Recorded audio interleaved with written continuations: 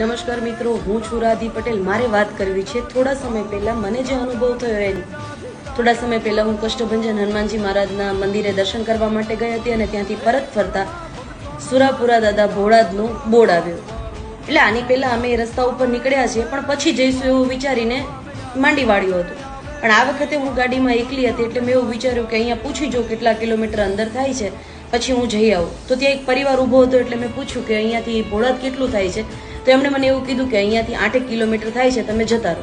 એમાં એક બેન હતા, 2 વખત બોલ્યા, બેટા તું ગાડી પાછી વાળીને જઈ આવ. એટલે મેં કીધું 11:30નો સમય છે રાત્રિનો, તો અત્યારે મંદિર ખુલ્લું હશે?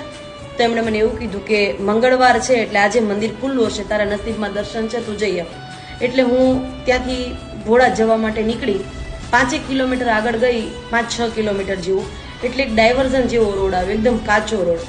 એટલે આગળ પાછળ કોઈ હતું નહીં, એટલે મને થોડો ડર લાગ્યો કે હું એકલી છું, હવે આગળ કદાચ હું અટવાઈશ તો કોને પૂછીશ, કોને કહીશ.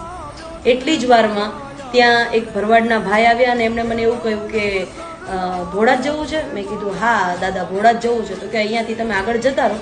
અને એકલા છો? મેં કીધું હા. તો કે ચિંતા કરવા જેવું કાંઈ નથી, આ રસ્તા ઉપર સુરાપુરા દાદા બધાની રક્ષા કરે છે. ત્યારે મેં માની લીધું કે આજથી 900-950 વર્ષ પહેલા ગંગાબા અને વિક્રમસિંહના દીકરાએ જેમ ચારણની દીકરીની રક્ષા કરવા માટે પોતાના માથા આપી દીધા હતા, એ હાજરા હાજર છે ને આજે પણ રક્ષા કરે છે.